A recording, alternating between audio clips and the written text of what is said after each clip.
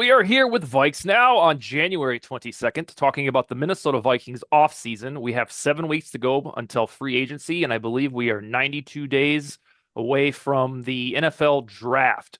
So we have a lot of items around the bend. The offseason arrived way too quickly. A couple days ago, I went through the Vikings would-be draft targets if they stick and pick with the 24th pick, or even if they trade back a little bit. So to follow up with that episode, I'm here with our draft extraordinaire, the guy that said Quinion Mitchell would be very good, bada bing. He, in a different universe, would probably win Defensive Rookie of the Year. Josh Frey, who also said Jaden Daniels was his QB1 no matter what. The reputation is so credible. How are you, man? I'm doing good. I'm a little bit excited and also nervous that you said the draft's only 92 days away because I am so far behind on draft research this year. It's not even funny. But I'm excited to talk some draft today. Got my notes right here, ready to go. But yeah, it's an exciting time of the year, even though the Vikings aren't playing for an NFC Conference Championship, which does suck. But hey, draft season is a good consolation. Yeah, especially for you because this is your specialty. And are you excited to watch the Commanders this week because of, I think you're a Jaden Daniels fan after you raved about him so much at this time last year. Oh, I love Jaden Daniels. Yeah, I hope they kick the snot out of Philadelphia this weekend. Yeah, all right. Well, we'll get to watch that and see they're underdogs right now. Philadelphia is actually weirdly favored to win the Super Bowl. They are the front runner. They kind of took over the AFC teams. Maybe it's because they have an easier path in the NFC. But we digress talking about other teams' damn Super Bowl bids. What I consider the Vikings' primary draft needs ranked in order from least to most important are running back, interior defensive line, although I would have this interchangeable with interior offensive line, and cornerback, especially if they don't resign Byron Murphy, then there's going to be sheer panic because the Vikings will need multiple solutions. So what I want to do for you with you today, sir, is the Vikings on the 24th overall pick.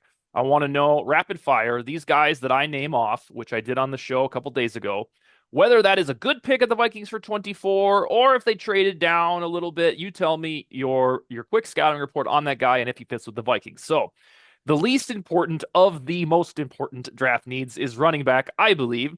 So let's say the Vikings get frisky and they want to get a running back. We can commonly agree that Ashton Jeanty probably won't be there at 24. Let's hope he doesn't go to the damn Bears. That's my new thing. I don't want him to go there. Caleb Johnson, Iowa. Would you spend the 24th pick on him? I don't know that I'd spend the 24th overall pick on him, but I mean that's he's probably going to be like that late first, early second round type of player. I mean, listen, this dude is an absolute bowling ball at 6'1", 225. He bowls through defenders. I love that he just constantly is falling forward, fighting for extra yardage. I think that's something that would really benefit the Vikings backfield. The only real issues with him at this point are he's not much in terms of the passing game. He doesn't offer much there. He's not much of a receiver. I still think he needs to develop a little bit more in pass protection as well. But if you want to flip that towards more of a positive, optimistic side, Iowa also doesn't do much in terms of the passing offense to begin with. So he just didn't have a ton of experience there either. So maybe getting him into the Vikings offense, getting him with Kevin O'Connell and the rest of that coaching staff, they can get him into a little bit. They can kind of carve him and shape him into what they really want him to be. Okay, so you wouldn't love him at 24 is kind of what I'm getting. Yeah. Okay. Wouldn't really love any running back other than Ashton Jeanty. Maybe I'm a little bit hurt this guy's not on the list, but old Cam Scatabo out Yeah. of Arizona Well, State. I didn't have him at 28 or 24. That's my thing. We're going to talk a lot about that guy in Yeah. our week to week episodes. What about the first name, I'm probably going to say it wrong, Quinton Judkins, who had a breakout Yes. performance, or not a breakout, but just an outstanding performance. Is he too soon at 28, at 24?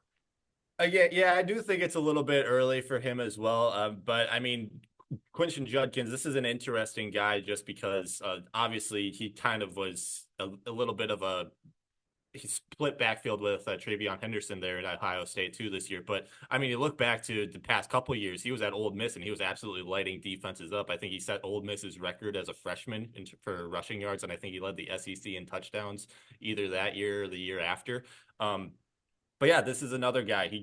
He's kind of similar to Caleb Johnson, but I also think that he's just a little bit more athletic than Hmm. Johnson overall. He gets top speed really fast. Again, he's just a guy that runs through defenders. He's 6 foot 220. Like this is a sizable human being, and he can get through them. And I think that SEC experience, like I mentioned, really helps him in terms of the draft process, especially after he had a year at Ohio State where he wasn't necessarily as much of a featured player in the offense. So I think you do need to go back to that old Miss tape to really see what this guy can do. And once you do that, he can be really special. The problems with him is fumbling. The dude does lose the ball quite a bit, and I wouldn't like to see that in Minnesota's backfield. And I do think that he relies a little bit too much on his physicality and traits. Just watching him play, he tends to bounce the ball. He tends to bounce his carries to the inside of the offensive line rather than going outside and using his instincts and speed to really beat defenders that way. Instead, he just kind of looks for that contact. He's again kind of like that bowling ball. He's got that bowling ball mentality. He wants to go through defenders rather than evading them. And I think that's something that he needs to work on at the NFL level. Is there any chance, in your estimation, in hell, that Ashton Jeanty would fall to 24? I mean, there's a world. I just with his talent and some of these other teams ahead of Minnesota, like we've mentioned, Dallas, Chicago. There's more out there that I'm just not thinking of at the moment. Probably But Chargers. yeah, Mm, Chargers would be one. But yeah, I just don't see it. It'd be a okay. dream scenario for me, but yeah, I just don't know that it's gonna happen, Yeah, it was kind unfortunately. of like 2 years ago when we do this show, like where would Bijan end up? Mhm. Just in case, would you, the Vikings fan, want him? And then he ended up going, what, number 10 or something like that. All right, interior defensive line. We've asked for one of these guys. No disrespect to Harrison Phillips. He's great in his spot. I think we're looking for a three technique type of guy. Josh also wants a nose tackle somewhere in the draft. Let's go. Derek Harmon, Oregon. Is he worth the 24th pick? I think he could be. This is an interesting player. He definitely is more of that three tech type of guy. I know you like that for the Hmm. Vikings coming into this draft. But yeah, he's 6'5", 310, but he's got explosive athleticism. He's got great power. His pass rush abilities really grew in 2024 as well. And he just kind of uses that size to really take double teams like a champ, and he just fights through them and opens up lanes for other defenders to go get the quarterbacks or the running backs, whatever they're doing. The big problem is, again, it's kind of going back to the Judkins things. I think he relies a little bit too much on his physical abilities in terms of his power, and he's not really technically sound at this point in his development. But again, I do think that he's a younger guy. I think that that's something that you get him into an NFL room with a bunch of other veterans around him, and I think that you can fix that. And I wouldn't hate taking him at number 24.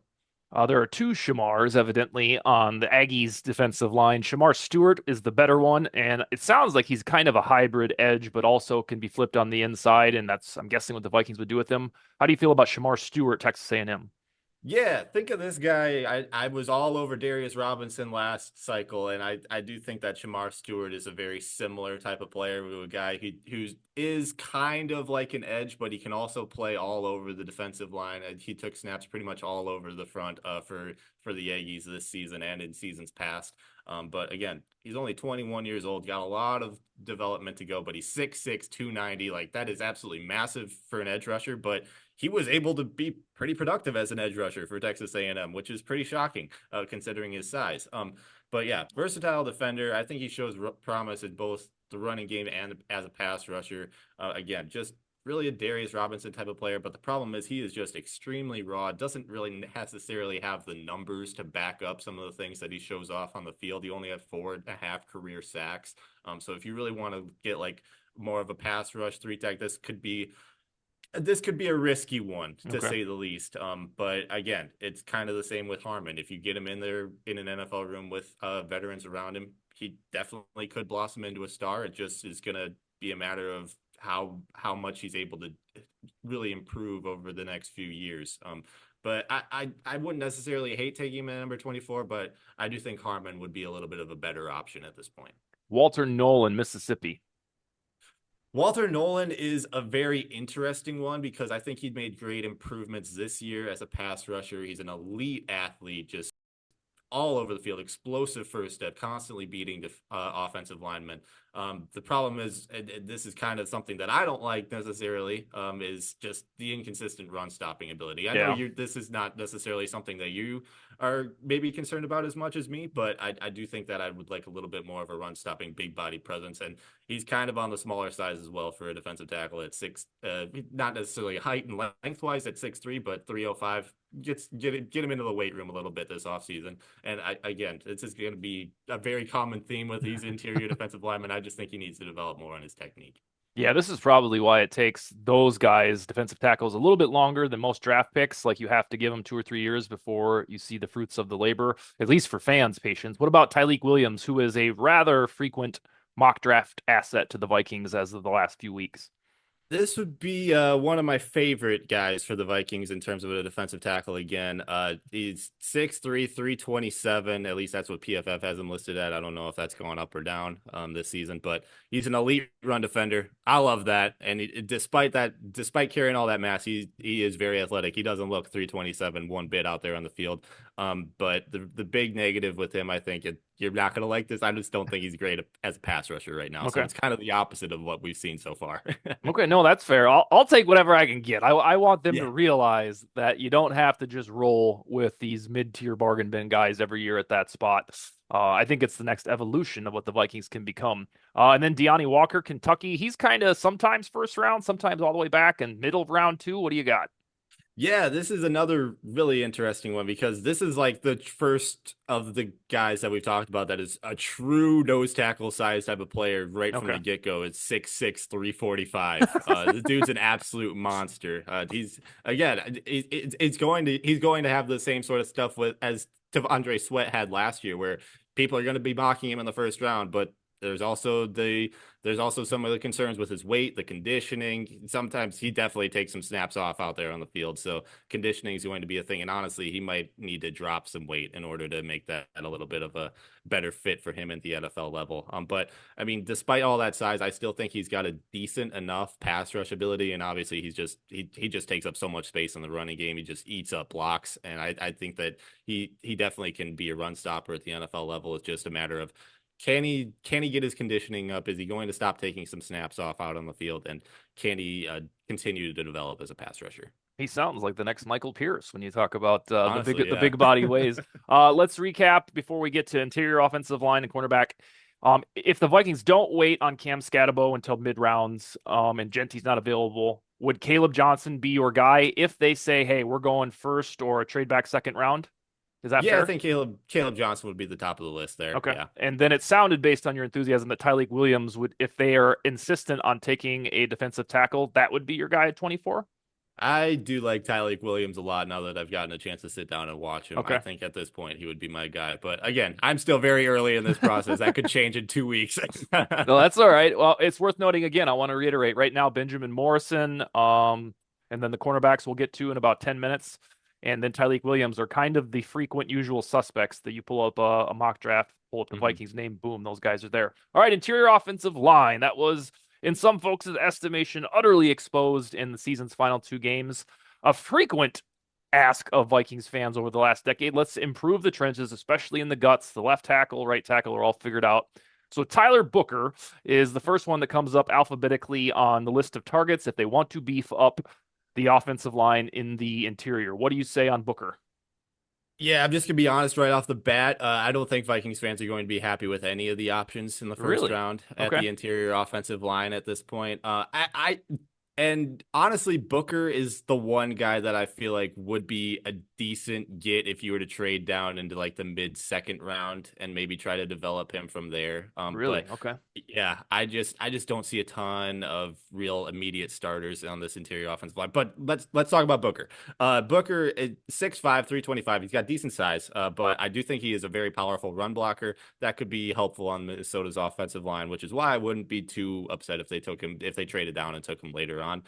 But I just don't think that he doesn't necessarily have the athleticism, I think, to really keep up with some of the more outstanding pass rushing three techs that we see at the NFL level. I think that his pass rushing or pass blocking ability uh could could struggle at the NFL level. So that's what I'm mostly concerned about with Booker. I do think he's going to be a decent enough run blocker. It's just can he develop in pass pro?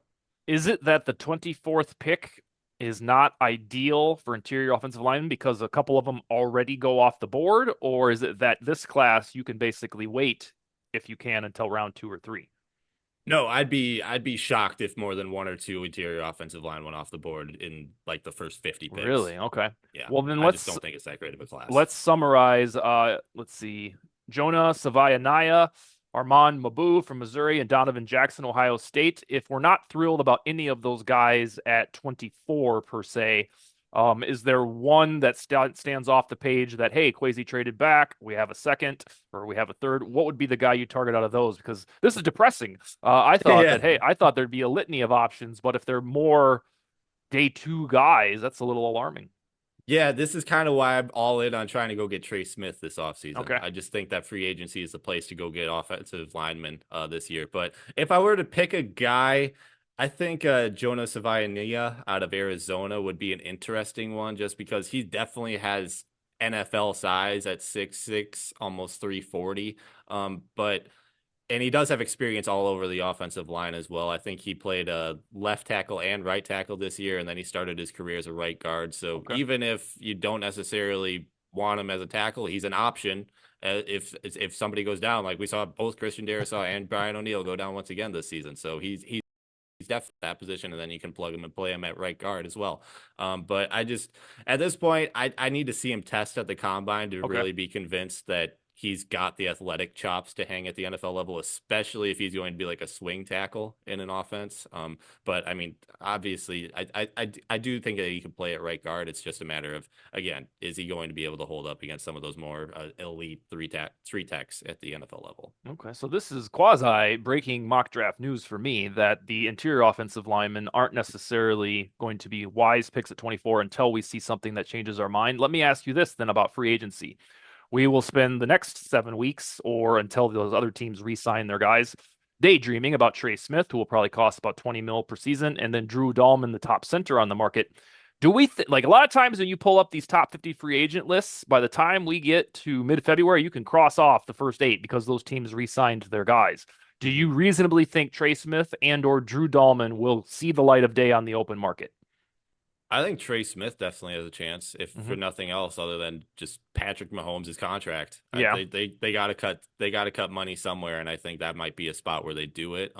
I think it'd be kind of silly to do it because Trey Smith is definitely an elite player at the NFL level. But I do think that there's at least a decent chance that that guy at least sees the light of day of free agency. Okay. Yeah, the way that I have described it on VikingsTerritory.com is Trey Smith is a as consistent of a guard as Brian O'Neill is an offensive tackle. Like, every time you watch them or every time you pull up their PFF charts, they're always above 70.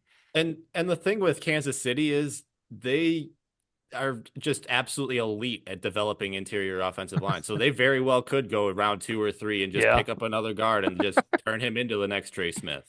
Yeah. Must be nice. That Yeah, would, exactly. that would be really fantastic. All right. So we've kind of soured in these last 10 minutes on the prospect of interior offensive lineman, at least from the draft. So maybe the 60 million in cap space will be spent on the Lions interior. All right, let's talk about one of your specialties, cornerback, which I think is the most pressing need for these Vikings. They were able to get away with limping by this season with Stephon Gilmore, who had some marvelous games, Shaq Griffin, who was pretty decent most of the season, and then Byron Murphy, who we think will be back. He sounded like a dude last summer that wanted to stay here for the long haul. Boom, he hits a Pro Bowl. I don't think the Vikings let him walk. Still, if Byron Murphy re-signs, they're going to need another guy, whether that is re-upping with a patch over plan like Gilmore again or Shaq Griffin. It's probably wisest to plan for the future at cornerback if you want to open the Super Bowl window with JJ McCarthy, have a complete roster. So I'm going to go through these, and since you're really good at cornerbacks, let's start with Siobhan Revell, East Carolina. We touched on him about a month ago. Him at 24, does that move the needle?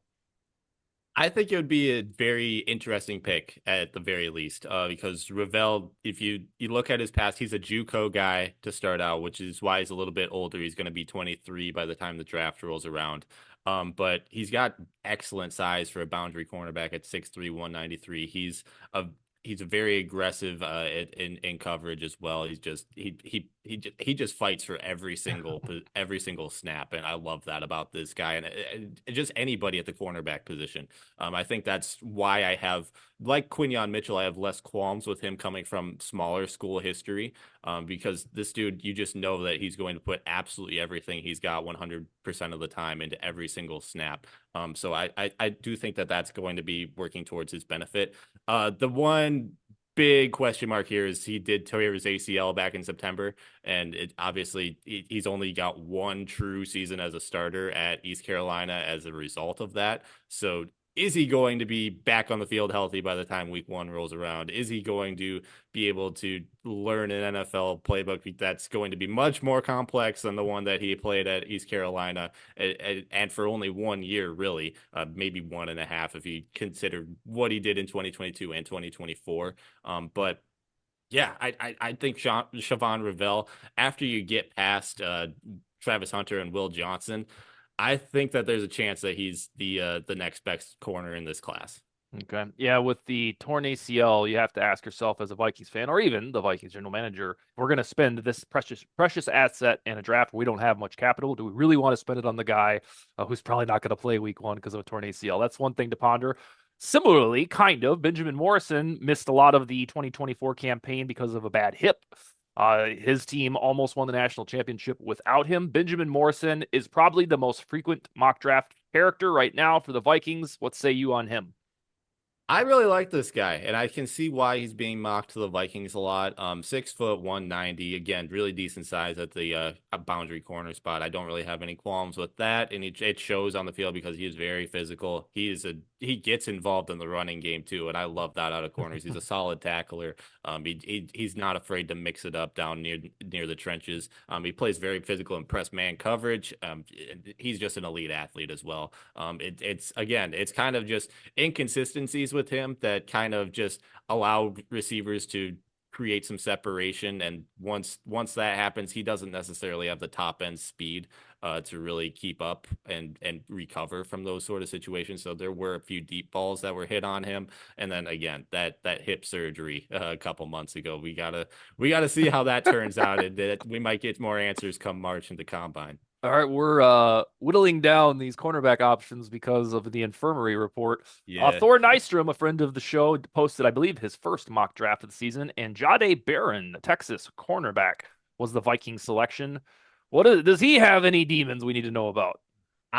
This is a really fun pick, and I'm glad that Thor mocked him to Minnesota, because I think that this dude has like Josh Metellus-esque versatility. Okay. He played on the boundary, he played in the slot, he played at safety. They threw him at Sounds like edge a Viking to me.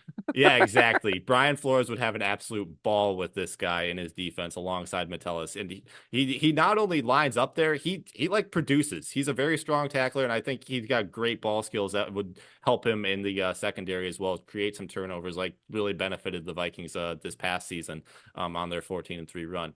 The big thing is he does kind of have.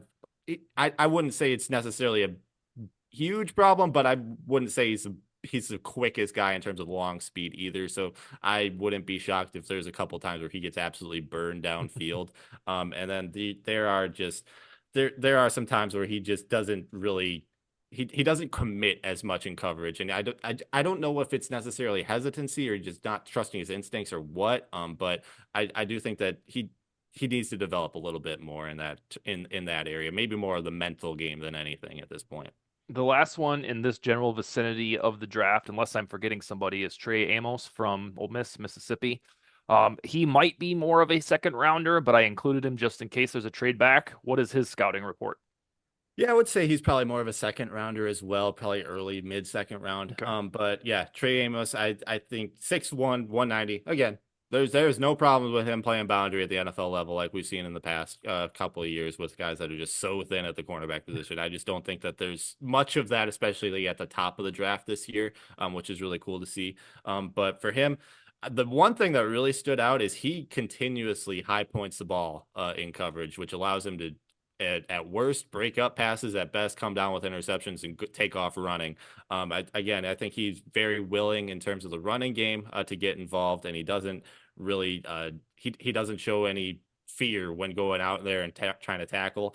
The problem is he is very much inconsistent as a tackler at this point. If he does kind of tend to arm tackle a little bit more than really just get in there and wrap guys up. But when he does wrap up, he's very good at it. It's just going to be a matter of does he continually develop in that area and not just and not just stay where he is. Again, long speed I would say is a little bit of a concern with him as well. You might be some more burn.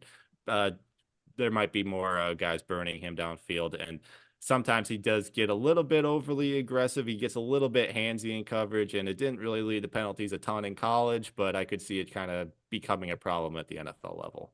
Running back, interior defensive line, center, guard, cornerback. Is there anybody that I missed when compiling this list that you're like, oh my God, what's he thinking?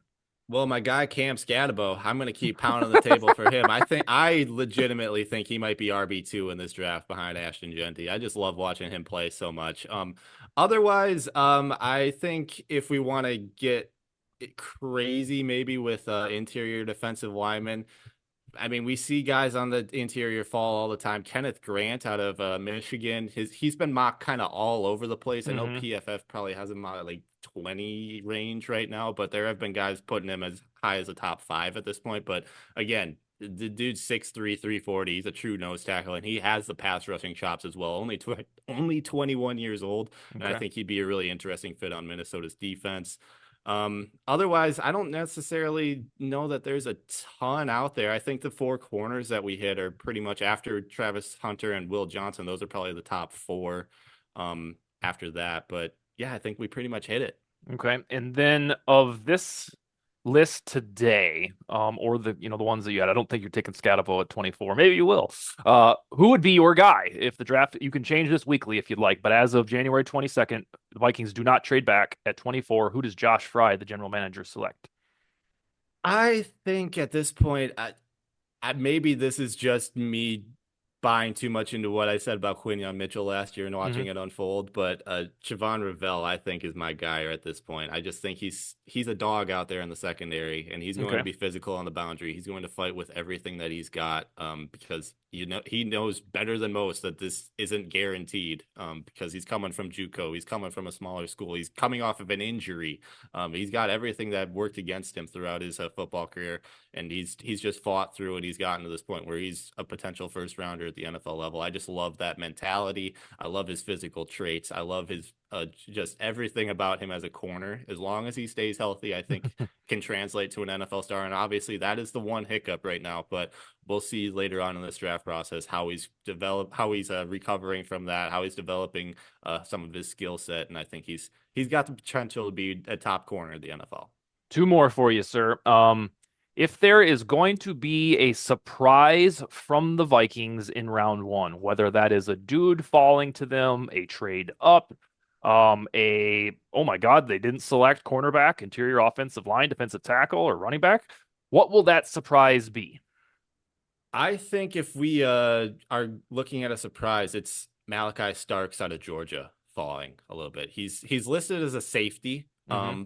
but I think that he definitely can at least play slot corner as well. So I think that again, safeties they don't tend to go very high in the NFL draft, and I think you get Quasi, you get Brian Flores, you get KOC in a room. They look at this guy's talent, and I think that they can find something for him to do in their defense in their secondary. And I think at 6'1", 205, he's a very good run stopper. I think he can play in coverage. I think he can play all over in that secondary, and I think he'd be a very interesting fit for the Vikings defense. 2 years ago, you said the same criteria, I believe, about Brian Branch, and you were absolutely Mhm. correct. Does he feel like that?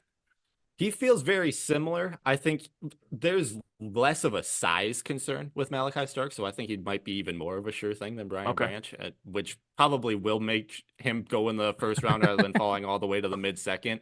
But yeah, I think that that's a very apt comparison. Okay, good. Yeah, because that's another one in your long list of draft hits. You nailed that one. I remember Appreciate it. we were debating Addison at the time, Deontay Banks, who I would have got wrong. I ultimately predicted Brian Breesy going to the Vikings that year, and he's kind of mid right now. He gets a lot of sacks, but his PFF grade is miserable. Yeah. All right, final question. Who will play in the Super Bowl, prediction wise? Oh man. I'm not going to go against the Chiefs. I think they're going to pull it off like they do every single year. And I'm I'm gonna go with the Commanders.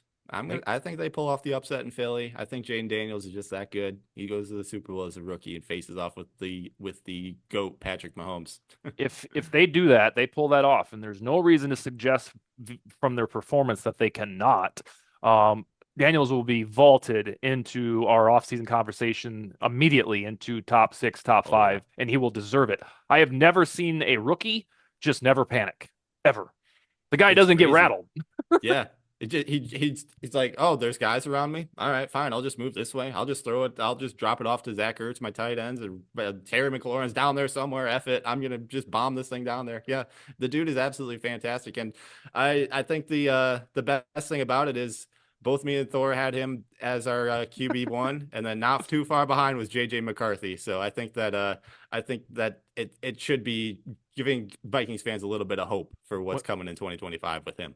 When Yannick Eckhart watched Jaden Daniels tape last year, he messaged me on our work Slack channel and said, "This is the best quarterback tape I've ever seen, let alone like Yeah. in this class." And we had such a thick class for it. So I was like, all right, everybody's saying the same thing. And also, Yannick, who just spent a lot of time in the States, I was talking to him. Remember our main critique of Caleb Williams was the manufactured chaos? Like, why can't he Hmm. chill in the pocket? That is the complete opposite of Jaden Daniels. Like, Exactly. via the scouting report and now in the NFL, you have Caleb Williams, who the Bears will hope can be tamed down with Ben Johnson in the house. But then it's the exact opposite. You have a guy that like refuses to throw an interception or refuses to throw the ball away. He felt like Sam Hmm. Darnold out there. And then you have the opposite in Jaden Daniels, who is as calm and poised as you could possibly imagine for a rookie. It's absolutely incredible. And I think that being a little bit older definitely helps him in that Mm-hmm. department too. I think he's what, 24, 25 at this point. But yeah, I just like I can't put it any better than what you just did. So yeah, I second everything you've said. I have the Chiefs and Eagles getting into the Super Bowl. My before the season prediction was Bengals over Eagles. When we got to the postseason, I went ahead and switched it because the Bengals were involved to Chiefs over Eagles as my playoff prediction. So that's what I'm sticking with. All right, sir. We'll be back next week we'll have a little bit more draft fodder out in the open and then perhaps the Kwesi Adolpho-Mensah extension. But we'll find something to talk about. Any closing arguments, sir? I'm glad we got that KOC deal done. Yeah. That was some great news yesterday afternoon. Glad to see it. Yeah, we didn't even have to debate it for the whole offseason. Like, you know how Yeah. we had, let's see, 5 months worth of Jefferson trade fodder? Uh-huh. Yep. Yep. Courtesy of the usual suspects that put it out there. All right, dude. We'll see you 1 week from today, okay? Sounds good. See you then, Later. man.